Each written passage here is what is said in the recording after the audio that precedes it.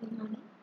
Now I am going to discuss about the Unit 5. So Unit 5 is about the measurement of non-electrical quantities. So what are non-electrical quantities? Displacement, velocity, angular velocity, pressure, force, all these are nothing but the non-electrical quantities. So the topics under this unit are measurement of strain, gauge sensitivity, measurement of displacement, velocity, angular velocity, acceleration, force, torque, temperature, pressure, flow, liquid level. So all these are nothing but the non-electrical quantities. So we need to measure all these non-electrical quantities. Coming to the first topic, it is nothing but measurement of strain using balanced circuit. This is the circuit diagram of this ballast circuit. This consists of a ballast resistance and this is the strain gauge, and here to filter the harmonics we are using a capacitor here, and the input voltage is given here. So first of all, this is the strain gauge. Strain gauge means which measures the strain. So whenever there is a strain, there is a change in resistance. That resistance can be measured by using either ballast circuits or Wheatstone bridges or potentiometers. So here we are measuring the strain using the ballast circuit. So for this ballast circuit, this is the ballast resistance RB, RG is the strain resistance, and for this circuit you are applying an input voltage EI, and you are considering the output voltage across the strain gauge, that is E naught. So this capacitor is used only to filter the harmonics. So now, if you apply voltage division rule, so E naught is the output voltage across the strain gauge. So E naught is nothing but the total voltage EI into RG divided by RB plus RG. So that is the equation which we have written here. So E naught is equal to RG divided by RB plus RG into applied voltage EI. Now, if you consider the change in voltage delta E naught, so that d E naught is equal to, if you derivative this U by V rule, then you will be getting RB by RB plus RG whole square drg into EI.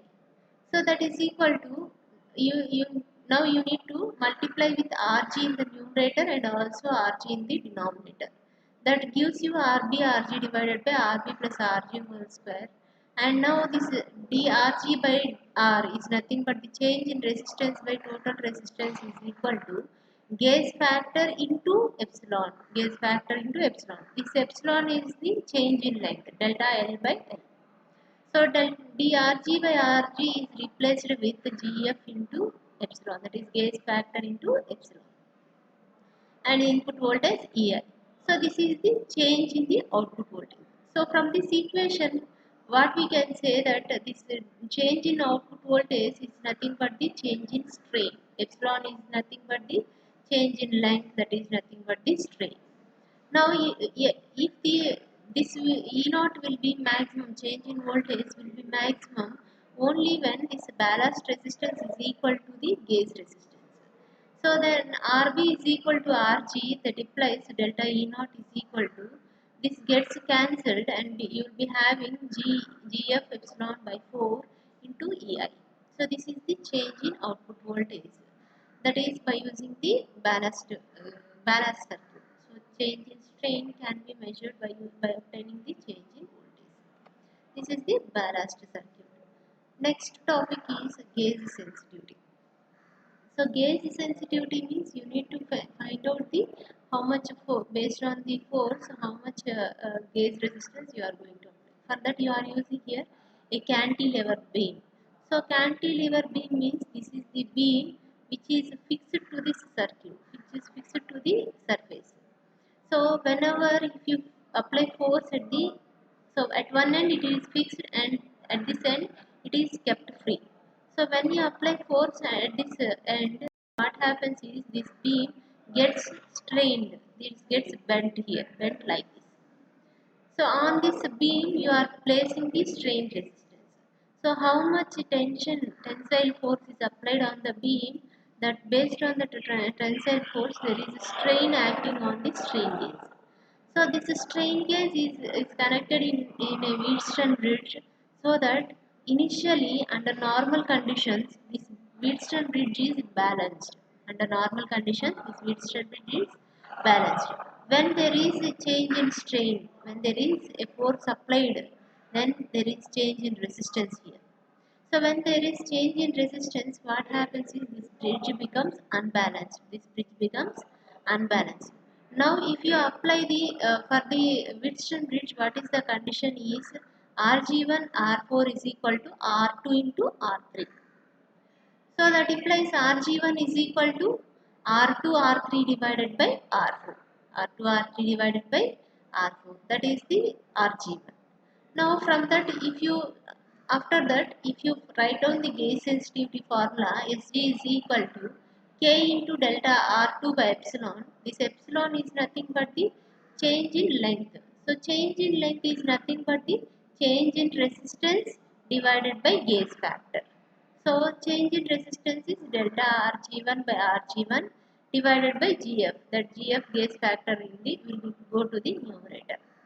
Now, if you replace delta R2 with R4 by R3 into delta Rg1, then you can place in place of delta R2, this is the term you are placing here, into Gf divided by delta Rg1 by Rg1.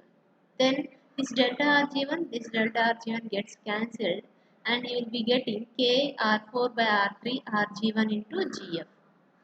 When R4 is equal to R3 then and Rg1 is equal to Rg, then if you substitute all this in this equation, then these two gets cancelled and you will be getting gauge sensitivity formula as G is equal to K into Rg into Gf. If this Rg1, R1, R2, R3 are replaced with R, then delta R by 4 into EI is equal to, that is output voltage, that is equal to Gf epsilon by 4 into EI. This is the gauge sensitivity and this is the output voltage. Okay, this is about the strain gauge for measurement of strain. Next one is the measurement of displacement. So this displacement can be measured by using any of the transducers like resistive, inductive, capacitive that we have already studied previously in the fourth unit. So resistive, inductive, capacitive transducers are used to measure the displacement. So for that, first one resistive transducer. So this is one resistive transducer. In this resistive transducer, there is a sliding contact. This is called Viper. This is called Viper. So this resistive transducer needs an input supply. So this is nothing but a passive transducer. So after applying input supply, if you move the slide, this Viper either left or right, that means you can change the resistance. So when you are changing the resistance, the displacement is also changed. To measure the amount of displacement, you need to consider the output voltage and input voltage. So Vs by V0 is equal to total length divided by how much displacement you are doing. So from that you can measure the displacement. Next one is the measurement of displacement using inductive transducers. This also we have studied earlier, that is the LVDT. So linear variable displacement transducer. So this is the core which is placed between two coils. This is the primary coil and in secondary there are two coils having equal number of turns. So these two are series opposing. These two secondaries are connected in series opposing and the output voltage is V0 which is the difference of Vs1 and Vs2. So this output voltage is proportional to the displacement on the core. So whenever it is moved to upward, then more amount of flux is linking with the first secondary coil. Then voltage becomes positive. If the core is moved downwards, then Vs2 is more positive. More flux is linking with secondary. Then this voltage Vs2 will become more positive. So that means initially it is positive and later it becomes negative. So this based on that you can measure the displacement. So this displacement is directly proportional to the output voltage which is obtained. So this output voltage is nothing but the difference of these two voltages.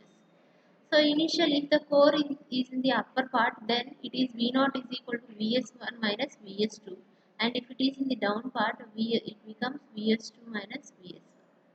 Okay, this is about the measurement of displacement using inductive transducer. Likewise, measurement of displacement using capacitive transducer. We know that capacitance is equal to epsilon A by D. So that means capacitor means two plates separated by a dielectric medium is nothing but a capacitor. So this is the fixed plate and this is the movable plate. So whenever you are moving this movable plate, that means displacement is occurred perpendicular to this movable plate, then what happens? The distance between these two plates varies.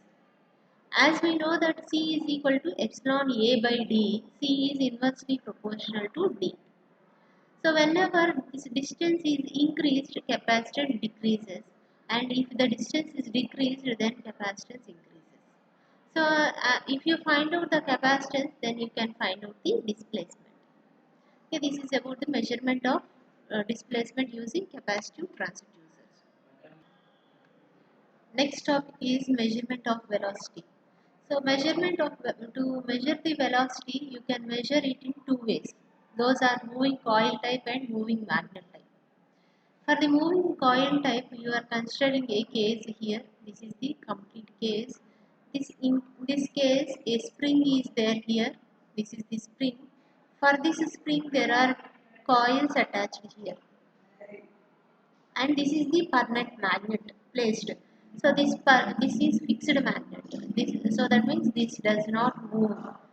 So whenever this coil is moving upward and downward, that means this can move either upward or downward. There is a velocity obtained here. So rate of change of displacement is nothing but the velocity. So this coil is moving in the magnetic field. So because of this permanent magnet, there is a magnetic field obtained. So whenever this current carrying coil moves in the magnetic field, what happens is an EMF is induced in the coil. So because of that EMF, based on that EMF, that is proportional to the movement, that is velocity. So how much voltage it is obtained is induced, that is proportional to the velocity of the coil. So from that you can measure the velocity. Likewise, you can also measure the velocity by using the moving magnet type. So previously we have observed here only the coil is moving and the magnet is fixed. In the next case, this coil becomes fixed and the magnet will be moving. So this is the coil. These two coils are fixed. In between these two coils, you are placing a magnet now. So whenever this magnet is moving upward and downward with a velocity, then what happens is the flux linking with the coil will be changing. Because of that flux, the EMF induced voltage will also be changing. So when the induced voltage is changing, that induced voltage is obtained here between these two terminals. This output voltage will be proportional to the velocity by which the permanent magnet is moving. So that is the measurement of velocity by moving coil, moving magnet type and previously moving coil type. So this is about measurement of velocity. Next one is measurement of angular velocity. So angular velocity means you need to measure the speed. For this you are considering two devices. Those are DC tachometer generator and AC tachometer generator. DC tachometer generator is the construction diagram will be like this. So this construction diagram consists of two permanent magnets, north pole and south pole, and in between these two you are placing an armature. This is the armature. This armature will be having a shaft here. This shaft is connected to the to which speed you need to measure, that is given to this shaft. and other end of the shaft will consist of a commutator here. This is the commutator. So this commutator will collect the AC induced EMF and convert it to DC induced EMF, and that is collected by using the brushes, and from the brushes it is connected to the resistor, and from that moving coil voltmeter is connected. So the purpose of this resistance is to avoid a large amount of currents flowing in the circuit, and this voltmeter will indicate the how much amount of voltage it is induced, and the brushes are to collect the current from the commutator. Commutator is used to convert the AC induced EMF to DC induced EMF. Now this is the construction diagram. When the speed is applied here to the speed which is to be measured is applied to the shaft of the armature, then what happens is this armature will start moving with some velocity. So when this becomes a this is when this is cutting the magnetic field. When this cuts the magnetic field, then what happens? EMF is induced in the armature. EMF is induced in the armature. That EMF induced is of AC nature. That AC EMF is converted to DC EMF by using the commutator which is having the split rings. So by that you will be getting the DC voltage. That DC voltage is given to the voltmeter to measure that voltage. So that means the speed angular velocity is measured is proportional to the voltage induced. So the amount of voltage induced indicates the speed which is to be measured. This is about the DC tacho generator. The disadvantages of this DC tacho generator are it consists of brushes and commutator. So as it consists of brushes and commutator, then the wear and tear of brushes is very much high, and there are the disadvantages are more. Coming to the advantages, the polarity of the induced voltage indicates the direction of rotation of the shaft. That means if it is positive, then it is rotating in the clockwise direction, and if it is negative, then it is rotating in the anti-clockwise direction. Directly, the polarity of the induced voltage indicates the direction of rotation of the shaft. And the other advantage of DC taco generator are it is used for the measurement of induced voltage. It is used for measurement of induced voltage also. And the disadvantages of DC generator are the commutator and the brushes require the periodic maintenance. So the wear and tear of the brushes and commutator is more. Now you need to change these brushes very frequently. And the output resistance of the DC tachometer is kept very high as compared to the input resistance. If the large currents are induced in the armature conductor, then the constant field of permanent magnet will be distorted. So these are the disadvantages of DC tacho generator. To overcome these disadvantages of the DC tacho generator, we are using the AC tachometer generator. So in this AC tachometer generator, we are not using any commutator and brushes because here the permanent magnet is moving and the rotor is stationary. So field is stationary. So whenever the speed this consists of this is the permanent magnet AC generator, and from this is connected to the rectifier, and this is connected to the voltmeter. This is the filter. So that means whenever the speed which is to be measured is connected to the shaft, then what happens is the permanent magnet will be moving here. The permanent magnet will be moving. So that means the inside armature will not be moving there. So that means here the field is moving but the conductor is stationary. So as the conductor is stationary, then there is no use of commutator and brushes. So that is given to so when the induced EMF is given to the rectifier, this AC induced EMF is converted to DC induced EMF, DC voltage, and the DC voltage will consist of harmonics. That harmonics are reduced by using the filter. So this will smoothen the harmonics, and it gives the output voltage to the voltmeter. Now this voltmeter will read the voltage which is will read the voltage which is proportional to the speed which is to be measured. So that is about the measurement of angular velocity. So by AC tapo generator.